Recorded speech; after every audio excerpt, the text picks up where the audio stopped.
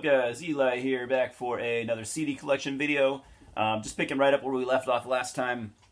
This time, not to turn anyone away or anything, but I'm going to be talking about a band that some of you didn't like already, but in the last year or whatever, yeah, due to some recent events, this band is less popular than they've ever been, and I will explain why I'm a fan, and I'll explain why I remain a fan even after said events.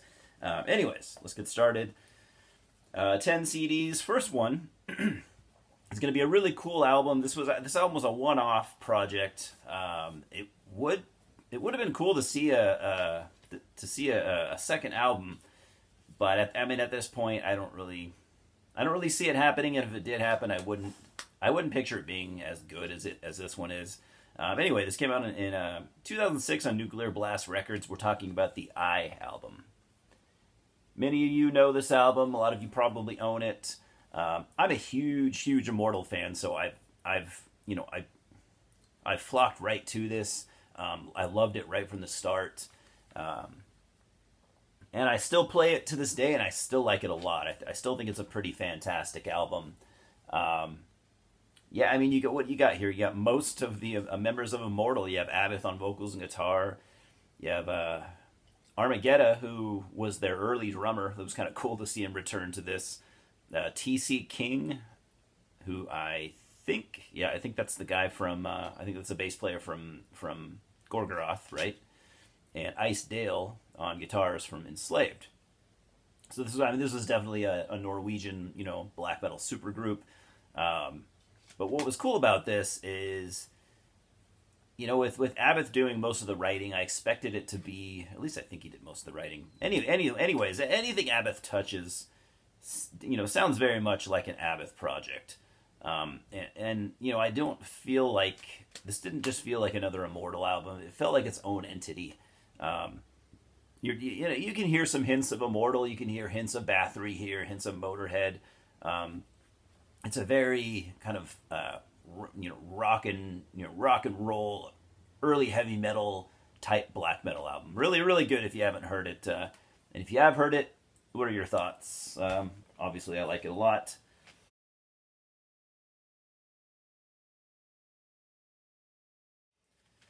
Next, we have the only thing I have from this one-man U.S. black metal project, USBM, I guess you could call it. I think this is the debut, if I remember correctly. Yeah, we got Wanderings by I Shall Become. This came out in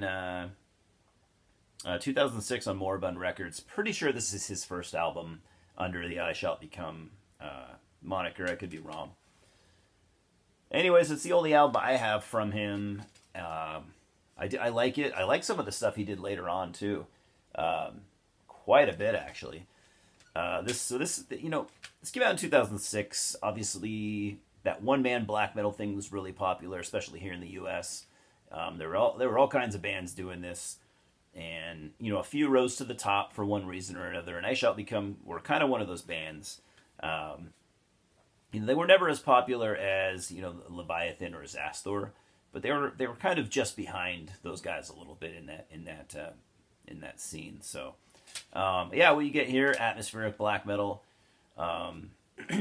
raw, very, very U.S. black metal sounding of its time, which to me is not a bad thing. I like a lot of those bands. It's fairly, it's black metal. It sounds like what you want black metal to be.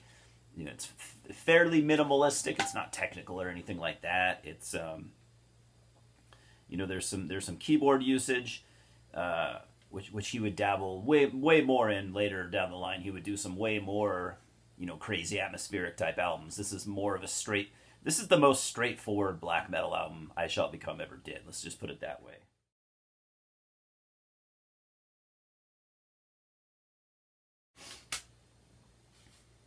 Next we have the only album I own from this band. I used to have their debut EP, and I lost it some years back.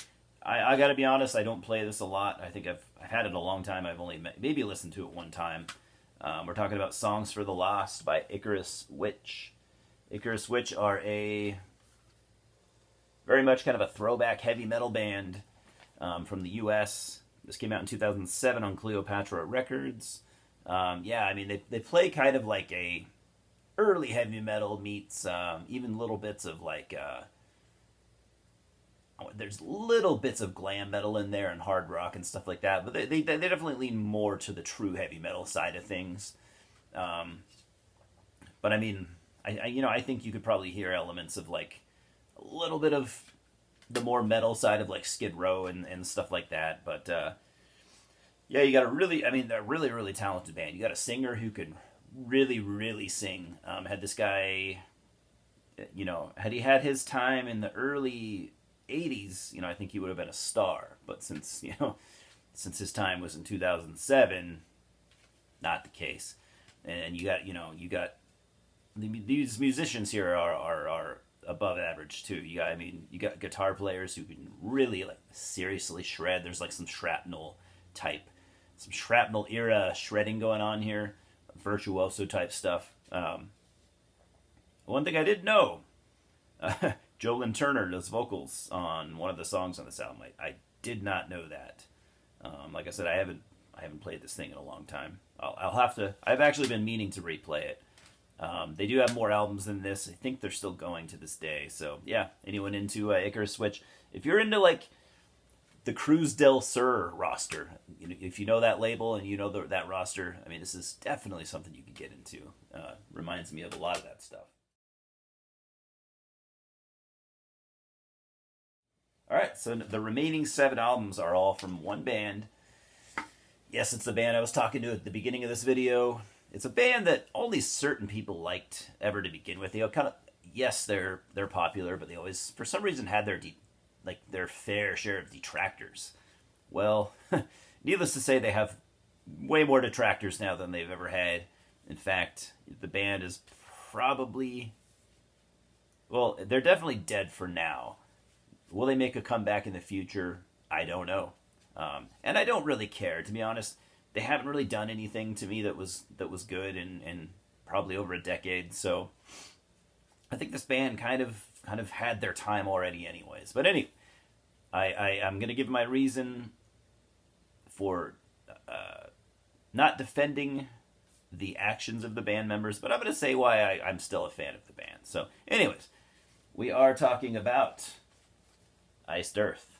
I have even more albums than this, but these are just the ones that are left for this video. The next video is going to have a couple more Iced Earth albums.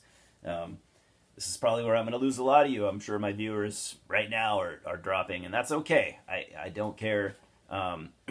Your time is valuable. I appreciate it. You're better if you feel better off watching a different video at this point. That's cool. Now, Iced Earth, I've been a fan of this band for 21 years. You got to understand, at that time there wasn't the stigma around the band that there is now. So, in case you aren't aware, the January 6th insurrection that happened, on the Capitol grounds in this country, in the U.S., John Schaefer, who is basically the main man of Iced Earth, it is basically his band, always has been. He has been revealing himself as kind of a political nut, very right-wing, very right-wing, we'll put it that way. I don't know if I'd say extreme right-wing, but right-wing, and proud of it, and all that shit. I don't talk politics on this channel. I don't even like politics, so that's not anything that you're gonna, don't feel like you need to get used to that or anything, or that's gonna be a thing from here out. But anyways, John Schaefer was one of the people arrested for treason or whatever for the January 6th debacle. To a lot of people, it was no surprise. He had been kind of treading those waters for some years. But anyways, he wasn't always, he might have always been into that stuff, but he didn't always bring it to the forefront. Only in recent years, I don't know, maybe the last 5-7 years, something like that, he's been starting to like do these like he had this like political side project that he did that no one cared about.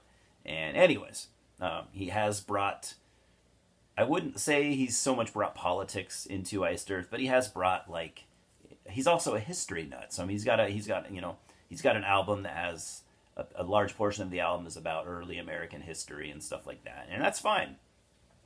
History is one thing. History and politics, they don't have to go hand in hand. But anyways, so yeah, a lot of people now are, are shunning this band, and I get that. If that's what you need to do, that's fine. I already have all the albums I need from this band. I don't need to support Jon Schaffer monetarily anymore at this point. I don't need anything more from him. I have all the albums from Iced Earth that I like. And I have even a few that I don't like. So anyways, that's I wanted to get that point across. I've been a fan well before the political era of if you want to call it that, of Iced Earth. I'm not going to call it that because that's actually not really what it is. But anyways, if you, like me, are a fan of Iced Earth and you want to hang around, I'm going to show 7 albums in order. So Iced Earth are a band. They kind of have a cool history. They formed in like 1988 in Tampa, Florida. So they grew up with a lot of those the other Tampa, Florida, like bands, which a lot of them were death metal bands. Sabotage kind of had the same situation. Sabotage came up with those bands as well. The early Iced Earth stuff was recorded at Morrisound, just like those classic Tampa death metal bands, and kind of, like I said, kind of a cool history. The first thing I have here is, sorry, I got some notes over here because I forget things. This just came out a couple years ago, but this is the Enter the Realm demo from 1989. Century Media put this out in 2019. I had never heard this demo, to be honest. So on the first demo and the first album from Iced Earth, they're kind of infamous for having this singer, the first Iced Earth singer, he's kind of terrible. His name was Gene Adam. He wasn't a good singer, although I don't find his vocals as bad as some people do. For some people, he makes the material fucking unlistenable. For me, the material he sings on is not unlistenable. It's just the vocals are just bad. But I think the albums are still cool. The early Iced Earth sound is very much, well, they haven't really changed their sound that much. The early stuff is more thrash metal than they were later on, I would say. A mix of, thrash metal, power metal, traditional heavy metal.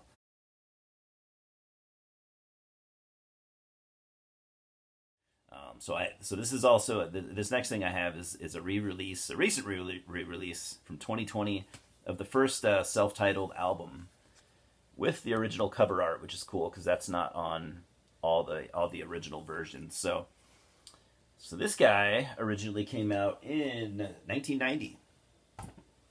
Still has Gene Adam, that singer who wasn't very good. Again, a lot of people find this unlistenable just because the vocals are so bad. I don't. I still think this is a really killer album. It's a nice, power thrash type album.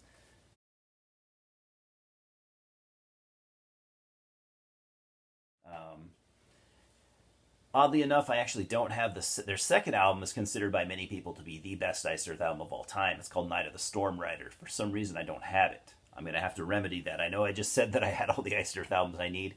There's a few I'm missing, actually, so I'll probably pick those up at some point. But so funny thing is, so Jon Schaffer asked Gene Adam to, for the second album in preparation, he said, I want you to get some vocal lessons.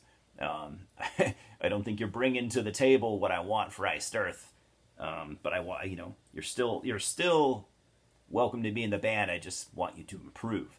And I guess Gene Adam was like, fuck that, no, not doing that. So Jon Schaffer kicked him out. Got this guy named John Greeley, who is not the best singer they ever had either, but he was a definite step up from Gene. Anyways, I don't have Night of the Storm Rider, but what I do have, where we pick up, is the third full length. Came out in 1995. We have, Burnt Offerings. This is arguably my favorite Iced Earth album. I do think this is probably their best. This is just a masterful power thrash metal album. the highest order, if you ask me.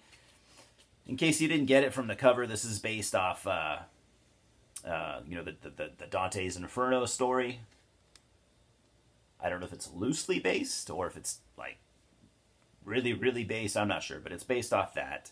And this album, this is probably the heaviest album Iced Earth ever did. This is a really heavy album. There's some aggressive, the most aggressive vocals you ever heard on an Iced Earth album. It's cool because it's a concept album, so it's not really like a prog metal album or anything, but there are some really long songs here, but it's absolutely killer. Definitely might be their best album. I don't know if I can call it my favorite, though, but it does come really close.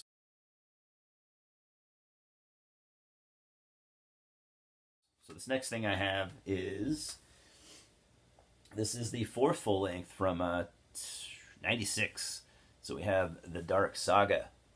Still on Century Media Records. I think they've always been on Century Media Records, actually, now that I think about it. Their whole career. Anyways, yeah. There's the back. There's John Schaefer wearing, for some reason, 2 gold chains. Why not, right? So yeah, Iced Earth were known for having a different lineup on almost every album they ever did. Because like I said, John Schaefer was the main man. He didn't really need...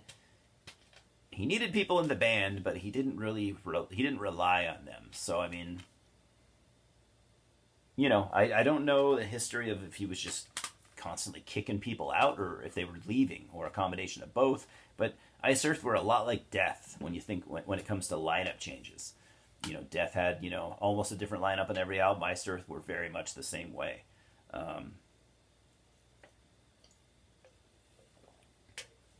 This is another concept album, which is cool. And if you didn't already get it from the cover, yes, it is a Spawn concept album. Spawn was a comic book character from Image Comics. Spawn is still a thing, actually. It's still going strong. I'm actually a big fan. So yeah, this is a really, for being a concept album based around a comic book, they did really good here. I mean, the songwriting is cool, of course, but the lyrics and, you know, the storyline, it's really good. It's really good. And one of the cool things that helps it, I think, is, so they weren't allowed to use Spawn characters' names in the songs. So you don't get any, like, cheesy songs with, like, you know, with, like, Spawn in the lyrics and shit like that, or Al Simmons, which is the character's name. They couldn't use any of that, so they had to write a concept album about a comic book without using names. And it really works well because the songs, if you didn't know what Spawn was, you could still listen to this and not be thrown off by, like, you know, what is this shit? So I don't know. I think it worked out really well. It's just a really fantastic album. It's definitely a fan favorite. It's not my favorite, but it's great. Then I have, so this came out after that. This came out in 97. This is not an album, but these are reworked songs. So this is called Days of Purgatory. Called that because Iced Earth were actually called Purgatory before they were called Iced Earth. So the original band name was Purgatory. So what this is, these are old songs, like from the demo, first 2 albums. And it might even go more than that, but it's at least from the demo and the first 2 albums, re-recorded with their current singer, Matt Barlow, he's far and away considered to be the best vocalist for Iced Earth. And he was definitely a step up from the previous 2 vocalists, to say the least. To say the least, I think Matt Barlow's fantastic. So I think he's one of the better heavy metal vocalists, really, of all time. So it was cool hearing those songs re-recorded with Barlow's vocals. It's a 2-disc. This is another fan favorite. Old Iced Earth fans love this, and for good reason. It's killer.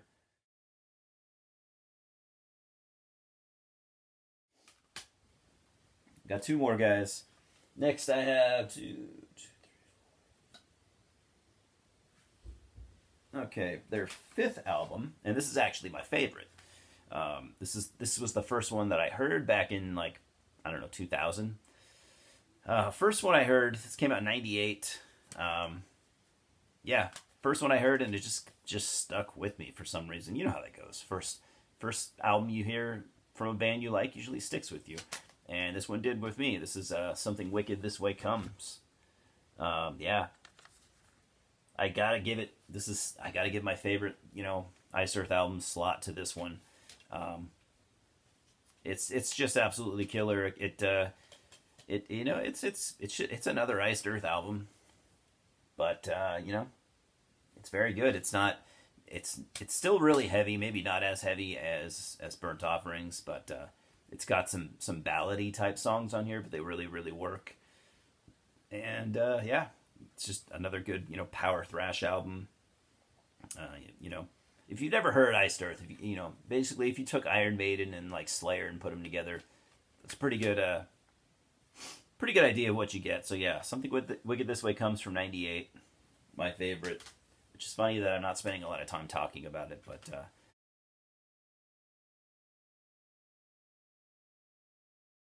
whatever. Didn't necessarily have a lot to say about it. It's just my favorite. And the album that came out after that, in 2001, we have Horror Show. Another very good album. Very good. So this album is known for... all the songs are taken from famous monsters, like from the Universal Monsters. I'll go through the track listing. You got number 1, Wolf. Number 2, Damien from Omen. Wolf off, from Wolfman. Number 3, Jack. Jack the Ripper. Number 4, Ghost of Freedom. I'm actually not sure what that is. Number 5, I'm Hotep, Pharaoh's Curse. Mummy. 6, Jekyll and Hyde. 7, Dragon's Child. Actually not sure what that's from either. Number 8, Transylvania, which is an Iron Maiden cover. Number 9, Frankenstein. Number 10, Dracula. And number 11, The Phantom Opera Ghost. So yeah, really good album. Has probably one of the better Iced Earth lineups. Who played bass on this? I can't remember who played bass. Oddly enough, it does not say. I wanted to say it was somebody famous. Somebody really famous. Yeah, Steve DiGiorgio plays bass on this. Yeah, I knew it was somebody big. And you got Richard Christie from Death and other stuff on drums. Yeah, this is a very good album. Far and away, considered to be probably in the top 4 Iced Earth albums.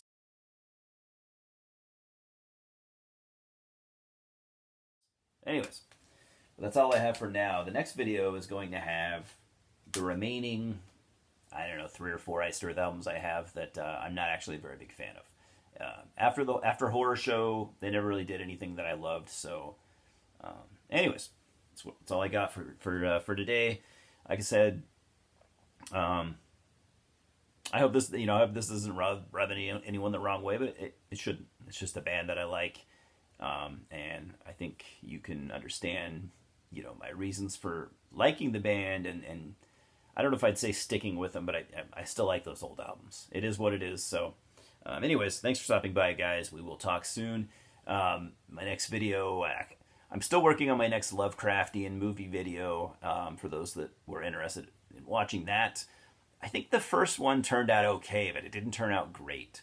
So hopefully you'll give me another chance. My next 2 installments, I might even have 3 installments. I'm not sure if it's gonna be 3 or 4 parts, but I think it's gonna be 4 parts now. But anyways, I'm putting a lot more work into these next installments, and I think they're gonna be really good. They're gonna blow the first one away.